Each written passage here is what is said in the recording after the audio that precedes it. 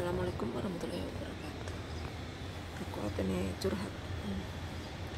Aku diinterminate karo bosku. Padahal aku dulu 2 tahun finish, 12 tahun pun aku finish. Yang terakhir mlebu majikan baru 3 bulan aku diinterminate. Rasanya kayak nggak percaya gitu.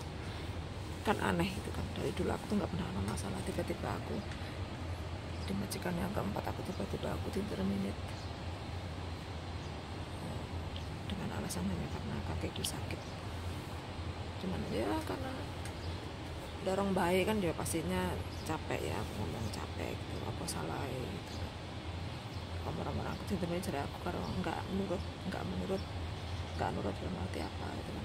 Aku nggak nurut kan, aku seandainya nggak bisa kan bisa diajari, aku bisa merubah gitu kan, atau gimana. Tiba-tiba pagi Senin Pak, aku minggu libur, Senin pagi aku disuruh ngantar suaminya ke dokter jarum. Sepulang dari antar suaminya ke dokter jarum sama itu nenek, aku disuruh bikin mie goreng ya. Otomatis aku ya santai aja itu bikin mie goreng. Dan setelah aku habis makan mie goreng, cuci piring semuanya gitu, tiba-tiba anaknya yang laki-laki datang. Aku pengen ngapain kok tumben, padahal kemarin kan minggunya malam habis dari rumah situ gitu. Terus aku dipanggil sama itu nenek, dia bilang, kamu nggak usah kerja, kamu hari ini ringkes barangmu, kamu nggak usah kerja di rumahku. Ya aku kaget, kayak nggak percaya, cuman ya udah aku biasa aja gitu. Ya mau gimana, masa aku mau nangis, nggak mungkin gitu kan. Terus orang aku nggak ngerasa ngelakuin kesalahan gitu. Kalau cuman masalah karena aku nggak nurut, terus nggak nurut yang seperti apa, maksudnya harus aku biasa cuma kaki rasa sakit ngilu biasa aja sih, nggak ada yang apa gitu kan. Terus ya udah aku ringkesin semua barangku, aku dipulangin ke agent, dibeliin tiket tanggal 14 kemarin, tapi aku memang sengaja nggak pulang gitu, aku masih pengen kerja. Otomatis tiketku udah terbakar, udah hangus tuh. Aku habis tanda tangan interminate. Namanya kita sebagai orang Jawa ya, maksudnya kita sebagai orang Jawa, aku tetap punya sopan santun, punya ya namanya ya pamit lah gitu. Intinya aku tuh sama dia gitu, dengan bilang aku minta maaf kalau aku selama kerja 3 bulan sama dia aku punya salah. Tapi apa yang aku dapetin jawaban dari nenek, bilang nggak usah, kamu nggak usah minta maaf sama aku, lagian nggak ada kok yang mau dibicarain, dia bilang gitu kan. Aku nggak suka, nggak tahu intinya apa gitu. Terus habis itu dia bilang, kamu nggak usah minta maaf sama aku, dengan nada yang nggak itu banget, dia sambil kayak menghindar gitu kan. Terus kayak kesalahanku itu benar-benar fatal gitu, padahal aku tuh nggak pernah ngelakuin kesalahan yang seperti apa gitu, aku nggak tahu gitu. Sampai orang agent pun juga, emang kenapa, apa dia cemburu atau gimana, mungkin bisa juga dia cemburu gitu, mungkin pikir aku ngeganggu suaminya atau gimana. Padahal aku tuh sama kakek ya nggak mungkin lah aku ngeganggu kakek. Kalau aku memang mau ngeganggu orang atau aku tuh mau mencari laki-laki di sini, ya kenapa aku harus majikan gitu kan. Apalagi kakek yang udah 87 tahun, sementara aku dulu punya majikan yang duda ya, kakek nenek duda ya, sama anaknya gitu. Tapi aku nggak pernah kok merayu mereka, aku nggak pernah gitu. Dan aku tuh nggak pernah namanya janganlah intinya, jangan sampailah aku namanya ngeganggu bosku gitu. Namanya mereka bosku gitu kan. Aku sementara aku kerja dengan mereka, aku digaji sama mereka, ya aku kerja selayaknya sebagai pekerja rumah tangga gitu. Terus yang ini aku sampai di sini itu agentku juga kaget gitu, kayaknya sampai agent bilang, mungkin kamu dicemburuin gitu kan. Orang agent nanya sama dia, apa alasannya kamu interminate, disuruh ngasih alasan di surat interminate, tapi kenapa dia bilang gini, aku nggak pengen ngomong apa-apa di sini, dia bilang gitu kan, aneh gitu kan. Habis itu ya udah, habis aku minta maaf sama dia bilang, nggak usah lah, ngapain kamu minta ini enak lah, sekarang kamu udah punya duit, udah punya tiket, kalau kamu mau jenguk orang tuamu pulang lo sana, jenguk orang tuamu. Kok seperti itu banget gitu loh. Terus habis itu oh ya udah, kalau aku tahu jawaban dia seperti itu, udah aku udah nggak ngomong apa-apa lagi gitu kan. Dia pergi sama anaknya, ya udah. Habis itu aku dipanggil sama orang agent, kok bisa gitu, kenapa sih itu neneknya seperti itu. Aku tuh nggak tahu gitu, yang dulunya dia itu baik, aku pikir dia itu baik ya, baik banget lah intinya gitu kan. Ya udah gitu kan, so ya udah aku bekerja sama dia biasa aja kayak orang-orang lainnya bekerja gitu kan. Tapi kenapa aku tiba-tiba ya udah gitu. Akhirnya aku ya oke gitu, nggak apa-apa gitu kan. Tapi sampai sekarang pun aku tuh masih heran gitu loh, segitu lamanya aku kerja 12 tahun nggak ada masalah, 2 tahun nggak ada masalah, 2 tahun nggak ada masalah, 16 tahun aku kerja di Hongkong nggak ada masalah. Sementara aku kerja sama dia baru 30, tiba-tiba aku terminate gitu. Aku kayak nggak percaya, ya aku nggak masalah gitu, cuman kayak nggak percaya gitu kok aku bisa sampai di terminate seperti itu gitu, dengan alasan yang katanya aku nggak nurut ya, dan aku cuman takut sakit, takut kalau cedera nanti dia bayarannya mahal or gimana gitu. Itu kayak suatu hal alasan yang apa sih gitu bagi aku gitu. Kenapa nggak dibicarakan dulu baru dia interminate aku atau gimana gitu kan. Jadi langsung aku interminate. Ya udah, aku pulang ke agent. Udah akhirnya sekarang aku cari majikan. Ya, tapi mungkin karena aku masih ngerasa barusan interminate ya gitu. Kayaknya masih mau cari majikan pun sekarang aku mikir-mikir gitu.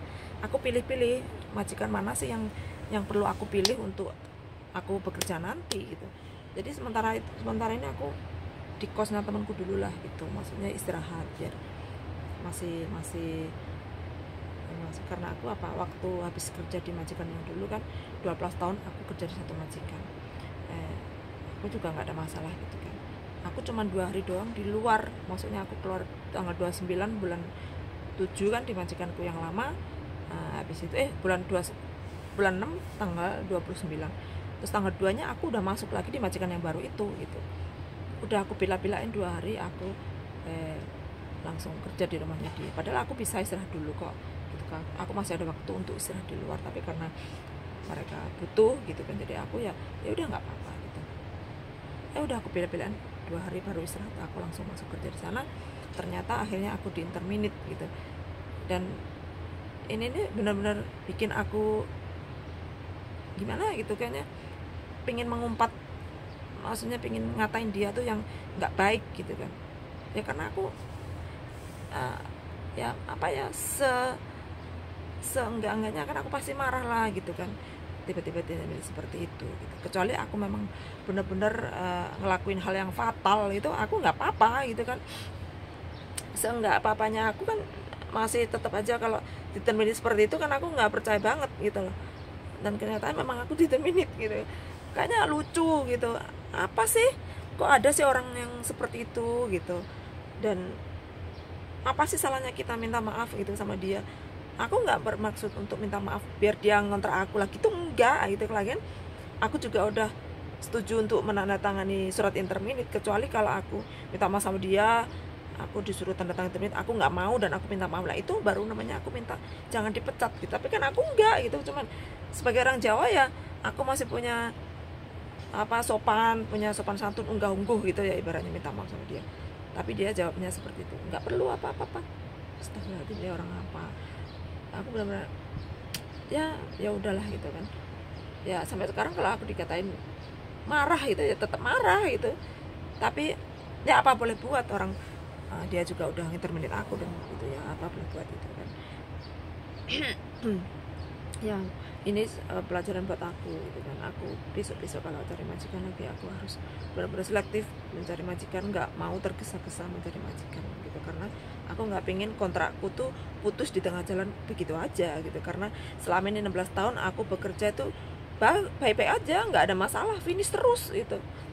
3 majikan ya, finish terus gitu, nggak ada masalah. Ini majikan yang 4 kok tiba-tiba kayak gini banget gitu. Ini benar-benar membuat aku aduh gitu kan.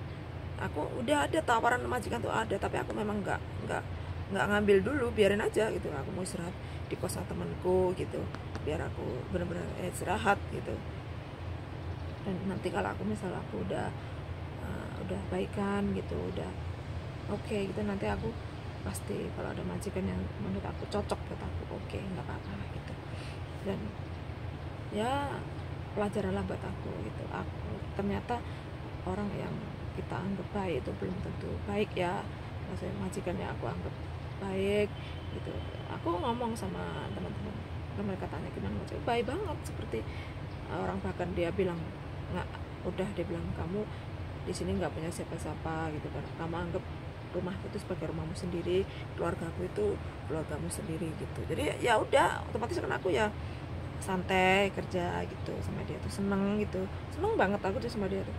Ternyata akhirnya aku ditemuin seperti ini, aku benar-benar kayak ternyata orang itu nggak selamanya akan baik terus, dan nggak selamanya perjalanan kita tuh akan mulus terus gitu. Jadi ya kalau kerja ke luar negeri ya harus benar-benar siap semuanya gitu, nggak cuman apa ya gampang itu enggak, pokoknya harus siap lahir batin lah gitu kan. Sewaktu-waktu kita determinate, sewaktu-waktu kita menghadapi majikan yang sangat ribet gitu kan.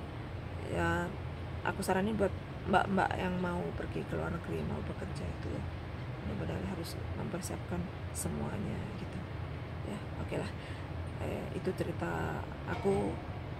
Doain aku semoga aku cepat dapat majikan yang baik, majikan yang sayang sama aku, biar aku bisa finish 2 tahun, biar aku bisa pulang ke Indonesia berkumpul dengan keluarga lagi gitu kan ya. Oke lah kalau gitu, terima kasih untuk apa namanya, supportnya. Semoga aku dapat majikan yang lebih baik dari kemarin, sampai finish 2 tahun aku bisa pulang kumpul dengan keluarga. Oke lah guys, kayak gitu aja ya, sedikit bukan sedikit, agak panjang ceritaku hari ini, dan sukses selalu buat kalian semua ya. Waalaikumsalam.